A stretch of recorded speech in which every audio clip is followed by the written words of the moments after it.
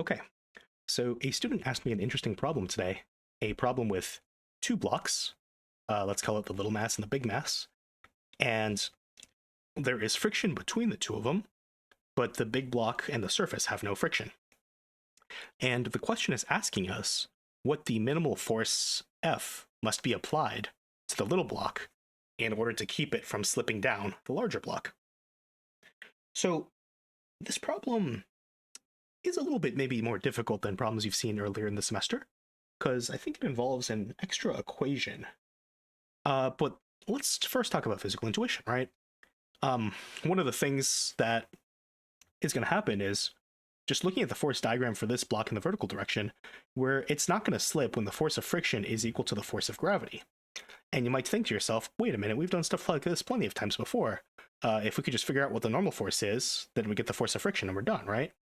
Well, yes, but that's not so simple, because this is an example of a problem where, because this block is not firmly planted to the ground, it's allowed to accelerate as the force gets applied to the system, which means that if, for example, if this was a very heavy block or just like a wall, this problem would be really, really easy, because then the force applied here would just be equal to the normal force that has these two blocks acting on each other.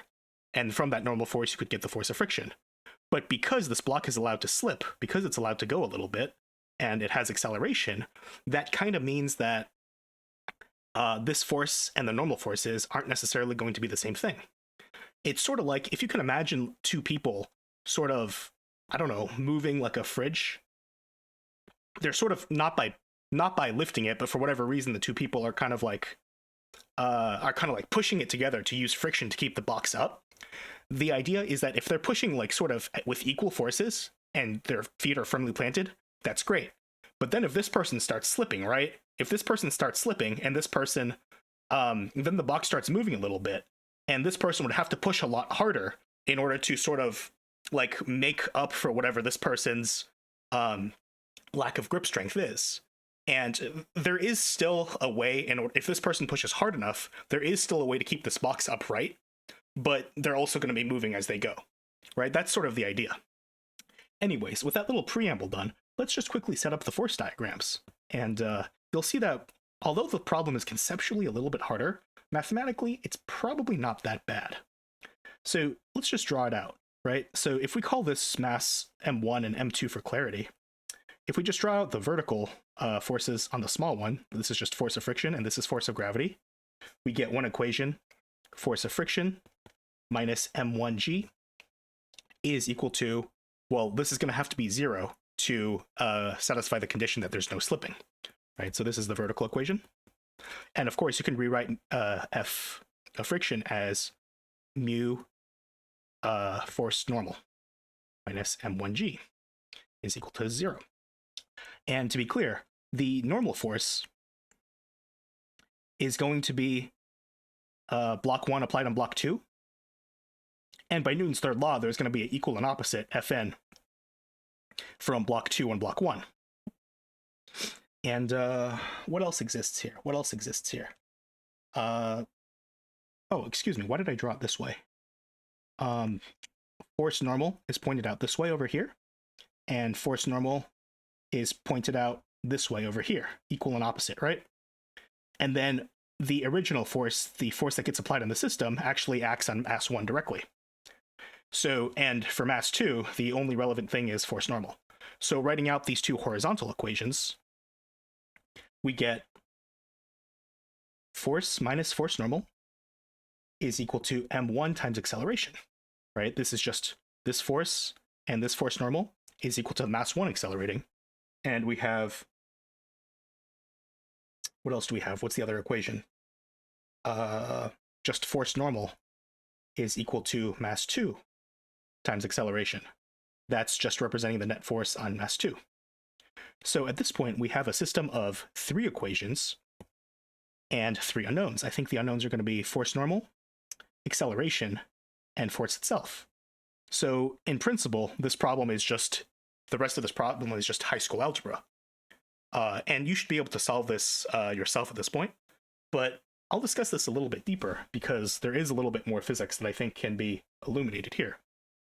So just solving this a little bit, what would I do? I would probably isolate, using this equation, acceleration is equal to Fn over m2. Start using some substitution and plug that in over here. So then this equation becomes F minus Fn is equal to m1 times Fn over m2. And at this point, I'm going to move the Fn to the other side and say F is equal to, what does this become? I'm just going to factor it out. This turns into Fn times 1 plus m1 over m2. And then, isolating for Fn, this becomes F over 1 plus m1 over m2. Now, I think it's always a little bit good to pause a little bit and look at how the math corresponds to the physical situation, if at all possible. And what this is saying is that in the situation where m2 goes off to infinity, right, when it becomes infinitely massive to becoming just like an unmovable wall, for example, at that point, you would kind of expect that if you're pressing like the object m1 against this infinitely massive wall now, right, this is infinite mass, you would kind of expect that any force you push up against it, F, would just be met with a force normal that's exactly opposite, right? You would kind of, that's exactly what you would expect in order for this thing to have zero movement, right? Because if this thing's infinitely massive, the entire system is not going to move, so neither block's going to move. And in fact, that's exactly what we find here.